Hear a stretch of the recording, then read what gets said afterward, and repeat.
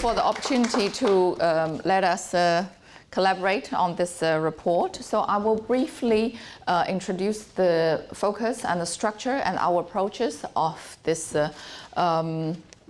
report and the process of the research we conducted for the report, and then followed by the main findings and what we call lessons, 10 lessons by Ruben. Then I will wrap up by having a few words on the policy implications of our report. So before I start, I would like to thank our two research assistants. We have Meng Di here. She's a PhD student at Leiden University. We also have Joelle Berg, who is online, and now she's working for the Development Finance Institute in Germany. So a big thanks to their contributions. So this is a policy-oriented research. Basically, what we did was to establish a comprehensive and a balanced understanding of China's policies toward development finance. We provide fact-based, up-to-date information to support Dutch and European policymakers in relevant fields. This should be especially relevant for Ministry of Finance and Foreign Affairs, but probably also for other ministries, because it directly answers to the question coming from Ministry of Foreign Affairs. It was written in the proposal, how can the Netherlands balance its position and policies between collaboration with and pushing back on China's policies and influence on development finance? And what does this entail for our outreach to the Global South? How can the Netherlands and China collaborate in order to achieve the SDGs and control runaway climate systems? So what we do is very much to answer to that, okay? And as I said, it's a comprehensive and fact-based studies. So we also aim for providing useful information for not only the Dutch ministries, but also for diverse interest groups across Europe or the world. Hopefully this analysis will provide useful information for whoever reads it. And the report will be posted online in a few days. It will be available to the public. So let me start with the research focus. I'm a scholar of Chinese political economy and external economic relationship, and Ruben is an expert of Chinese development finance in the Global South. So we try to bring together our expertise of China, of China's external reach, and also the implications and the impacts on ground in developing countries, which we believe are the most important, especially with the sustainable development goals in our head, right? So while we are writing the report, we focus on the Chinese side. We look into the strategic priorities, policy preferences, practical approaches, and the challenges the Chinese actors face in development finance. We also look into the impacts of Chinese development finance in the Global South. Ruben also did some field work and include some case studies in the report. But also we take into the consideration of the European perspectives, right? Because this needs to answer to the European policy needs. So the literature addresses the European perspectives, but also we did interviews with a list of European policymakers in development finance, including European representatives at multilateral development finance institutions. I also used the information that I gained from previous interviews I did in multiple multilateral development banks, actually also including the interview I did with the former Minister of Foreign Affairs, Casper Veldekamp, when he was still in EBRD, right? So, and many other, and I see some of them in this room as well. So that was very, very helpful for our research to understand the European perspectives. While we are designing the research and writing the report, we divide it into several important parts. So we start with the context, because the context is important. The Chinese development finance did not just fall from heaven, right? It's a part of, we located in a broad context of the changing trends of development finance approaches in the world. We also talked a bit about the traditional aid assistance approaches, compare them, the differences, right? Especially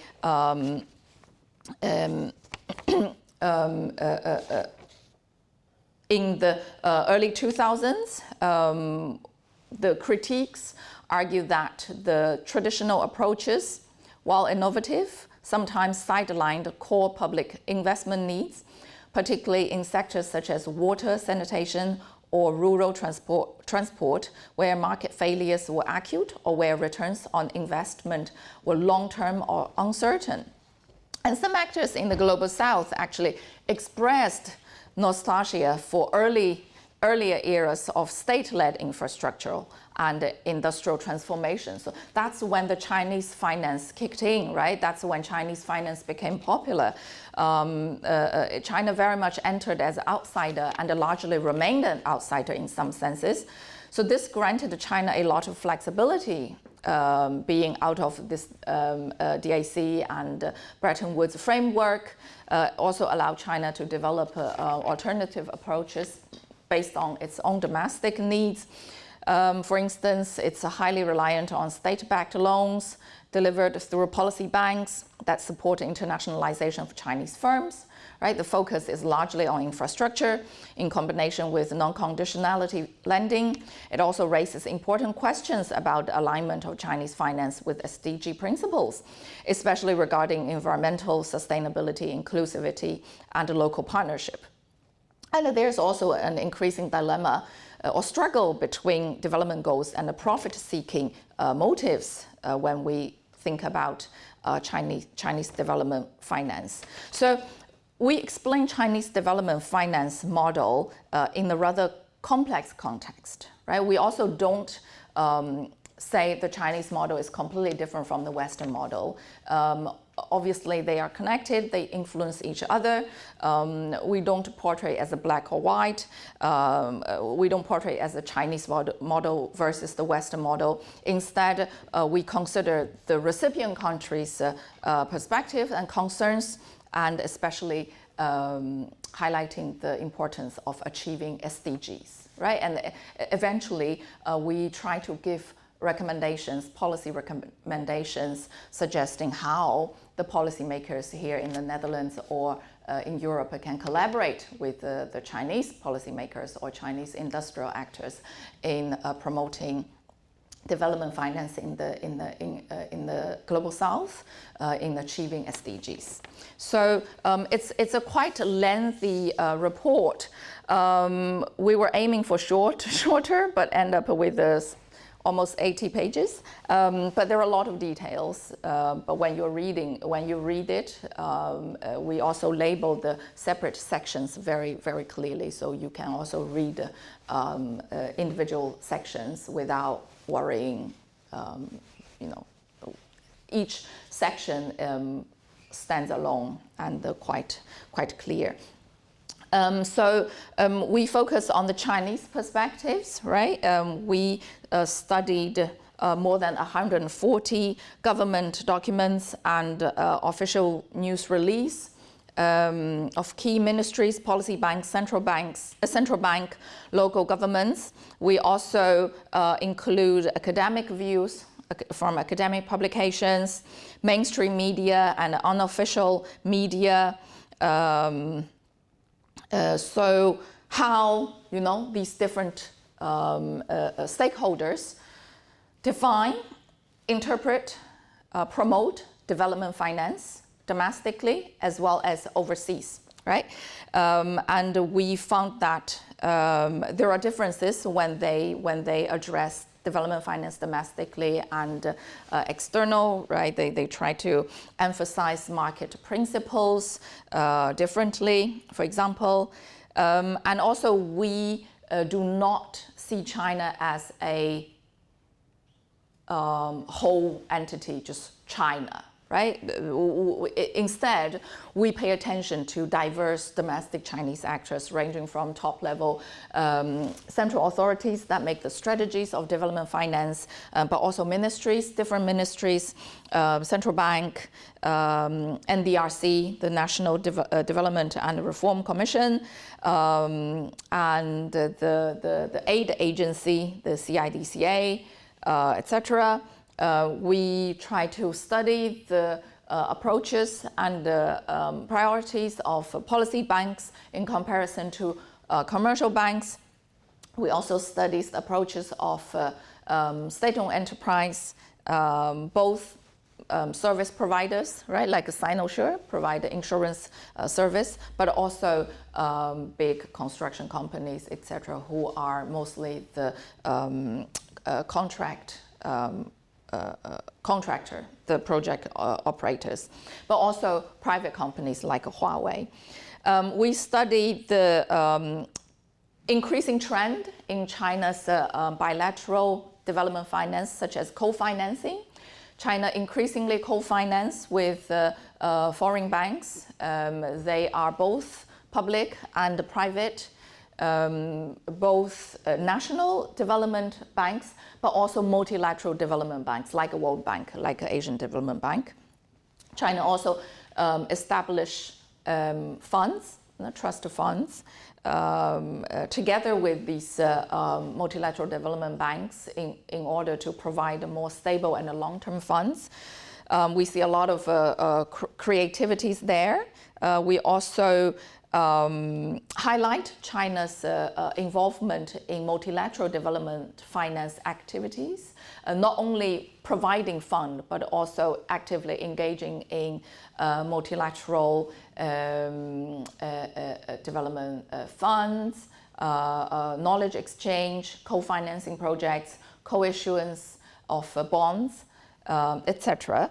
But then, of course, we highlight the key issues emerging in China's development finance, such as related to the composition of Chinese development finance project portfolio, the complex contractual forms, the debt sustainability problems, the debt trap issues, the sustainability implications of Chinese development finance. We focus on environmental and social impacts and the governance reforms, geopolitical tensions that is increasingly influence Chinese development finance and Chinese collaboration with its international partners, etc. So it's a quite comprehensive report, and we hopefully it will provide you with lots of information. So I'm gonna let Ruben continue on the main findings. Thanks, Jue. Well, first of all, thanks everyone for being here. Thanks for supporting this report. I've learned a lot with Jue and with the research assistants and exchanging views through the China Knowledge Network. It's really been a great research journey, and yeah, just very happy to be part of this. So, as Jue was mentioning, the report is quite comprehensive. We would like to think that if you go to each of the different sections, there are really important lessons if you want to understand how Chinese development finance works. However, in the conclusion, we try to distill it into 10 distinct lessons for those that don't have enough time for the whole report, and I'm going to try to share those with you now so that you get a better idea of what is it actually that we have found out through our own research and through reviewing the quite vast literature on the topic, because Chinese development finance is an important topic. All right, so I'll go through the 10 lessons that we have here. The first one is that we are entering a post-peak phase in terms of Chinese development finance, and in particular, sovereign lending. Chinese sovereign lending to partner nations has slowed down quite significantly since around 2016, 2018. And what we are seeing is other modalities that are expanding, such as off-balance sheet mechanisms or public-private partnerships. And We argue, and we reflect how the literature also argues, that these shifts have quite a lot to do with how some partner countries are starting to understand their debt risk in going into partnerships with China, and also having to do with China's own economy that has slowed down, and there's been some of the funds are being diverted to domestic activities. And well, we believe it's very important, of course, if you want to understand where Chinese development finance is going, to understand that it's not as huge as it used to be if you look back some, 15 years ago. The second lesson that we have in the report, and I think this is a broad lesson that I think will apply to any type of development finance, but we think it's still important to highlight it here, and it's that borrower agency matters. So the developmental outcomes that we have studied depend critically on borrower agency and local participation. So you can see that where institutions are strong and strategies, national strategies of development are coherent, Chinese development finance tends to help advance in national priorities.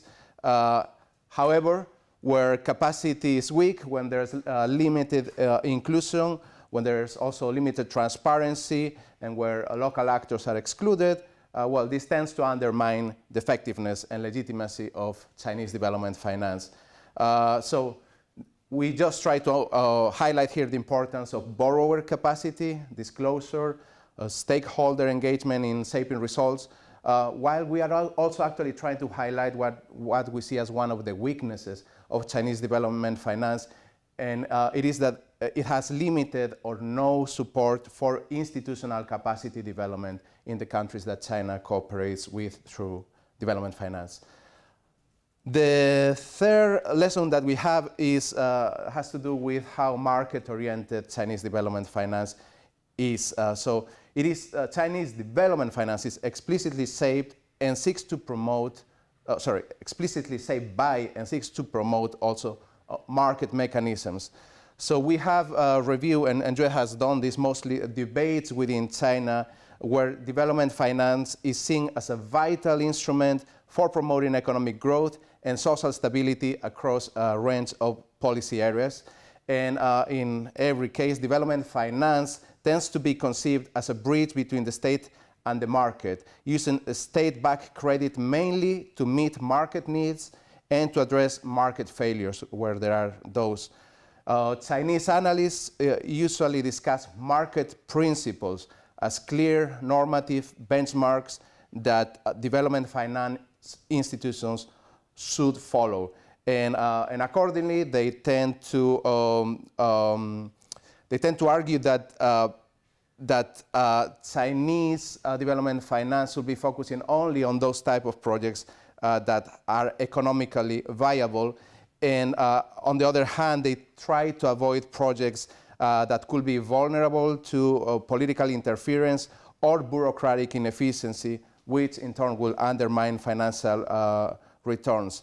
So as we know, in practice, it's actually state-affiliated actors, state-owned enterprises, policy banks, etc., that play a dominant role in Chinese development finance. But their ambitions don't go against the market. Actually, they respond to market incentives and extend market logics into sectors and locations where high investment risk existed and where private investors would have been otherwise unwilling to invest.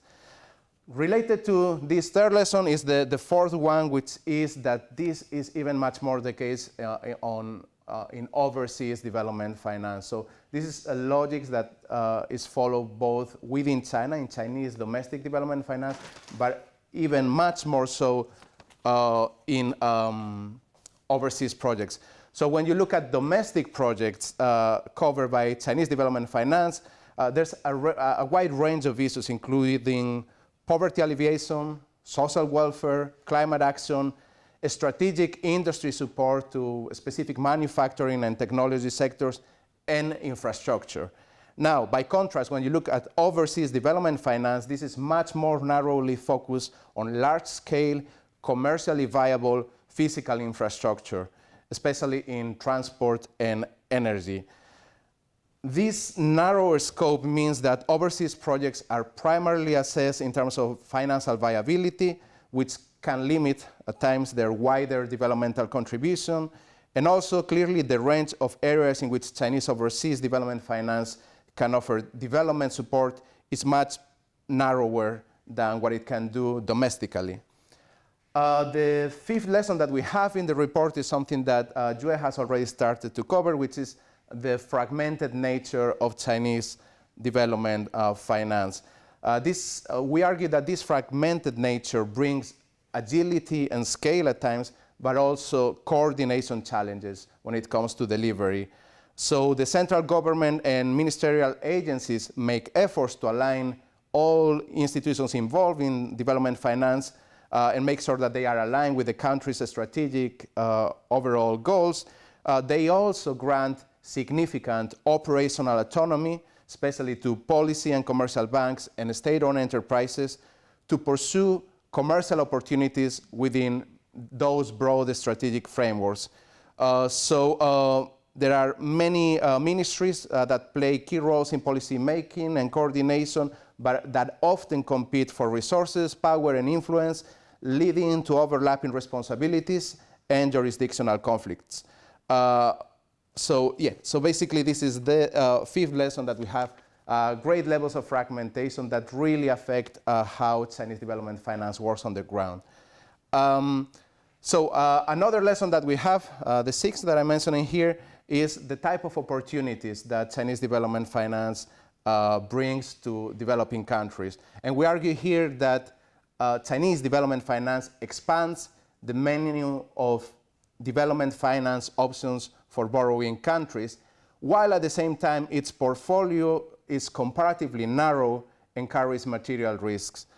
So Chinese development finance has introduced new options, particularly through its emphasis on large-scale infrastructure, government-to-government agreements, and non-conditional lending, but its emphasis on strategic, commercially viable projects and state-affiliated operators can sideline sometimes more socially embedded, participatory, and environmentally sustainable approaches.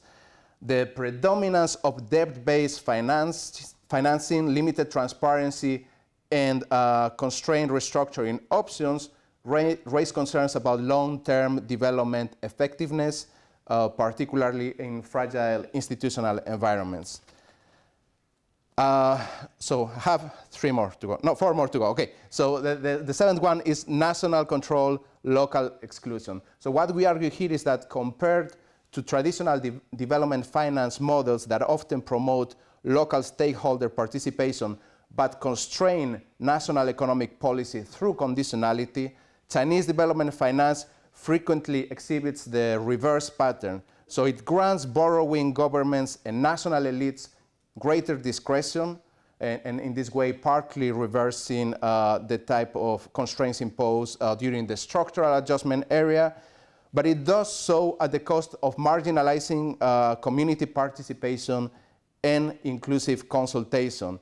This strengthens national ownership in a way, yet it can also reinforce the dominance of central governments and limit accountability, especially in context of weak institutions. Chinese development finance's decentralized and fragmented nature complicates collective action and coordination, particularly during debt crisis. While this offers recipient governments greater policy space in theory, the actual exercise of such space depends on their institutional strength and negotiation capacity, as I kind of mentioned at the beginning already. The exclusion of local stakeholders from planning processes and the opacity of lending practices have both undermined project legitimacy and developmental outcomes in several contexts. The eighth lesson that we try to encapsulate in our conclusion is the importance of not only bilateral development finance, but also China's engagement in multilateral organizations providing development finance. In this sense, we explain how China collaborates with all major multilateral development finance institutions in various ways, including capital contributions that secure official membership, establishing collaborative trust funds, co-issuing bonds, knowledge exchanges, and providing providing aid to multilateral organizations. China, however, also remains a significant borrower from selected multilateral development banks like the Asian Development Bank or the World Bank, which puts China, of course, in an interesting position as both a lender and a borrower. China tends to have only moderate influence in most multilateral development banks, except for the New Development Bank and the Asian Infrastructure Investment Bank, but it participates very actively to gain technical assistance, learn from and adopt international practices, share financial risks, and strengthen its influence in multilateral development finance governance. Despite some tensions over issues like representation, procurement rules, and safeguards, China seems to remain committed to supporting multilateral development finance. So second to last is the fact that China is also increasingly engaging in co-financing agreements and co-financing schemes. So it's not only about bilateral and multilateral channels, but also increasingly experimenting with these co-financing arrangements. So over the past 2 decades, Chinese banks have increasingly collaborated with a wide range of international public and private partners to support large-scale development projects. Co-financing allows Chinese institutions to diversify risk, pool resources, and enhance the economic viability of the infrastructure and energy projects it finances. It also exposes Chinese institutions to international lending practices, including project evaluation, risk assessment, and environmental and social safeguards. The evidence that we have found from existing analysis suggests that co-finance projects tend to have higher completion rates and better environmental outcomes.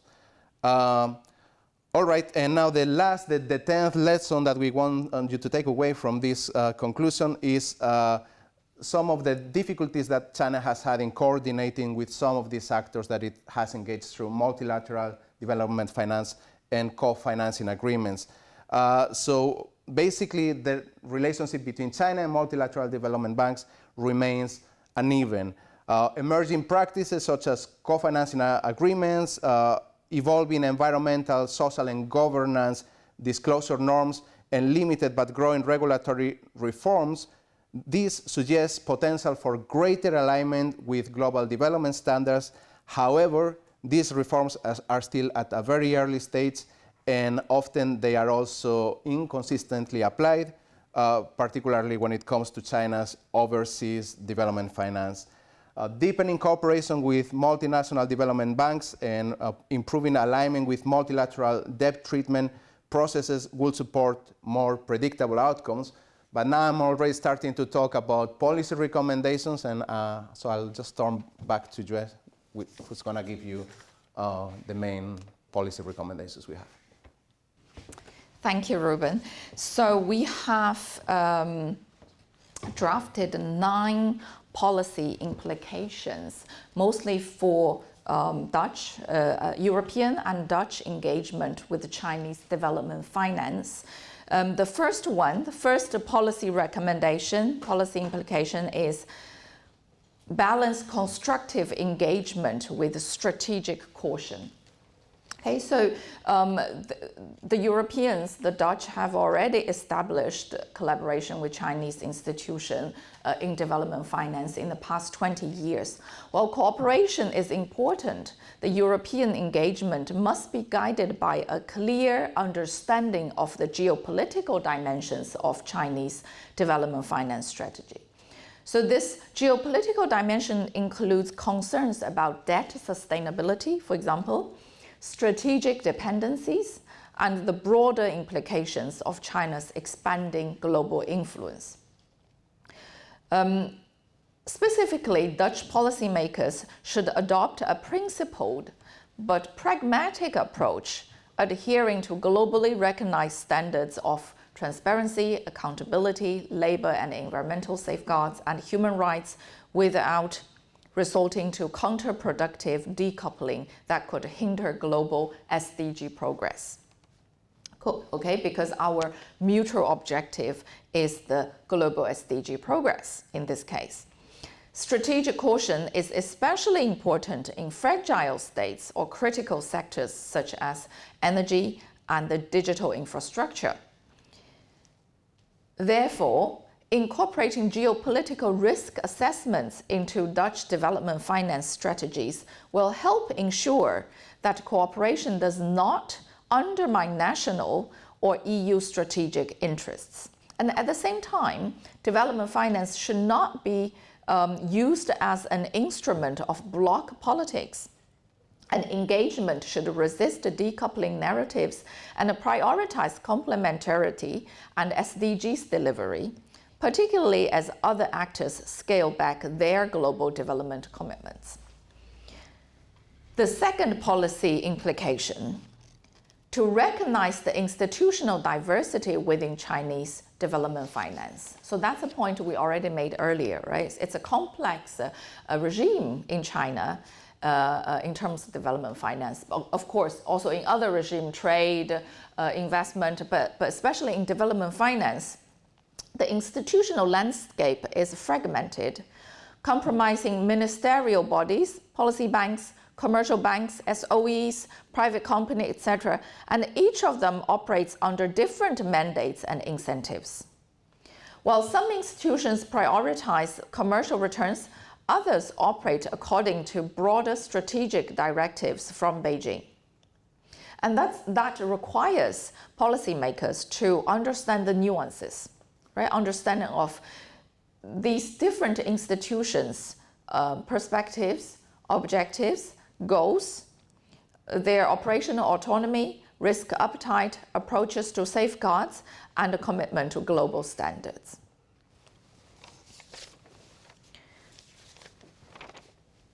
The third policy implication is, or recommendation, is to rebuild trust with partners that have turned towards China by addressing historical grievances.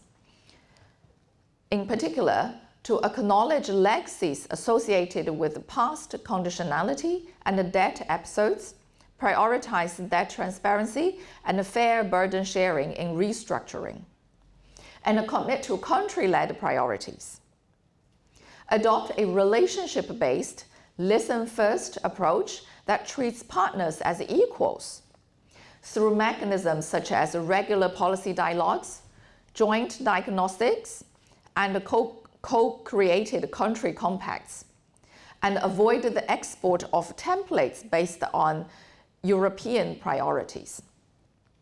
Frame Europe's comparative advantage not in prescriptive models, which has generated a lot of pushbacks and criticisms, right? Incurred criticisms, but instead in reliability, quality, and respect for sovereignty.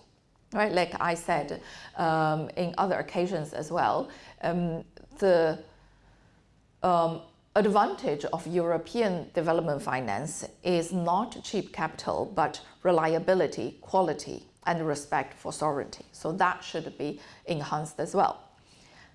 Back this stance with concrete actions, including participatory mechanism at multiple levels, predictable disbursement, transparent contracts, and timely restructuring.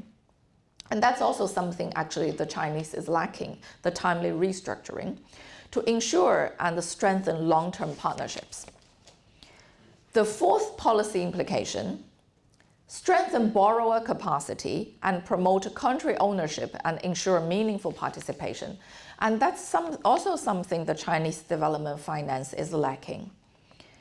So we would recommend the actors to ring-fence resources for long-term institutional strengthening, such as public investment management, debt management, procurement, audit, and environmental and social systems.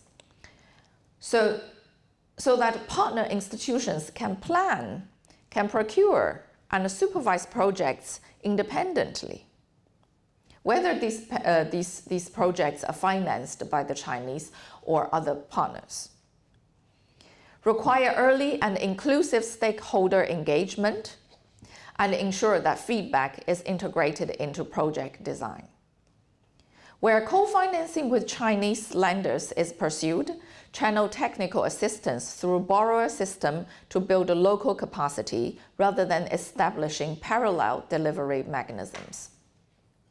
Reaffirm that recipients are not passive aid beneficiaries in geopolitical competition, but leading development partners. The fifth policy implication, it is also closely connected to the previous one, that is to build complementary partnerships to advance the SDGs. European countries should explore partnerships with Chinese institutions that align with shared development priorities, especially the SDGs. They may include collaborative trust funds, joint capacity building initiatives, and knowledge-sharing platforms focused on strengthening local governance, safeguard frameworks, and monitoring mechanisms in partner countries. For instance, Dutch institutions can serve as a bridge between Chinese capital and global sustainability standards by offering technical expertise in sustainable urban planning, agriculture, water management, and environmental safeguards. And working with Chinese lenders and local partners, Dutch actors can help ensure that large-scale infrastructure projects generate both commercial returns and social values. The sixth policy advice is to deepen engagement not only bilaterally, but also through regional and multilateral platforms. As we know that European countries have already been involved in a lot of collaboration with the Chinese, right? Through multilateral platforms. And the European members were very important founding members of AIIB. So the European countries should continue encouraging Chinese participation in regional and multilateral platforms where constructive engagement is possible. The Netherlands is a strong supporter of organizations such as EBRD, EIB, Inter-American Development Banks, IDB, and International Fund for Agriculture Development, IFAD. Right? So they can push for enhanced social, environmental, and governance safeguards in multilateral settings where China is a co-financer.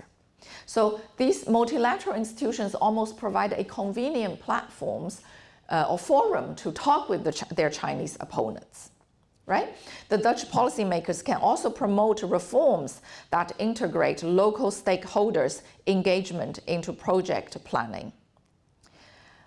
Further, initiatives such as EU-China development dialogues and regional investment provide strategic channels to shape norms without direct confrontation between China and individual EU member states. And this, I think, is particularly useful for the rather smaller size European members or or Western countries that is keen to push China to adhere to high international standards in development finance. The seventh advice is to offer finance that matches Chinese development finance most attractive features without diluting safeguards. The European institutions can learn from Chinese development finance emphasis on speed, predictability, formal respect for partner priorities, and responsiveness to borrower priorities. For example, the pilot streamlined approval windows for well-prepared, high-impact projects with time-bound reviews, or adopt a risk-based E&S due diligence that accelerates low-risk operations while maintaining strong protections and limit policy conditionalities to measures directly necessary for project viabilities and inclusion. So in short words, to increase to allocating the resources in pushing for technological expertise, right, or strengthening safeguards, but reduce the procedures in the procedures which are less important, less prioritized. less directly related, let's put it this way, less directly related to the operation of the projects. The eighth policy implication is to leverage strategic opportunities in co-financing. European development finance institutions and MDBs should actively explore co-financing mechanisms with Chinese banks, particularly in infrastructure, energy, and climate-related projects. Because there are evidence show that co-finance projects often demonstrate higher completion rates and better environmental outcomes. And they also serve as a platform to promote Chinese adherence to global standards in project evaluation, risk management, and ESG standards, while offering opportunities for the European lenders to draw lessons from Chinese development finance strengths outlined above. For instance, the Dutch public and private financial institutions include FMO, ABN AMRO, Rabobank, ING. They have co-financed development projects with Chinese banks for the past 2 decades. And a sustained collaboration can help diversify risk and raise project standards. Especially within the MDB frameworks, the Netherlands should continue to advocate for greater transparency and accountability in co-finance projects involving Chinese actors. Last policy implication that's related to the SDGs, also one of the most important focus of this research, to embed quality finance standards that are SDGs-driven and fiscally responsible. Commit to contract transparency, open competitive procurement, publication of beneficial ownership, and independent E&S monitoring with accessible grievance mechanisms and labor rights compliance. Avoid lender protective clauses and limit broader macroeconomic policy conditionality that unduly constrains policy space.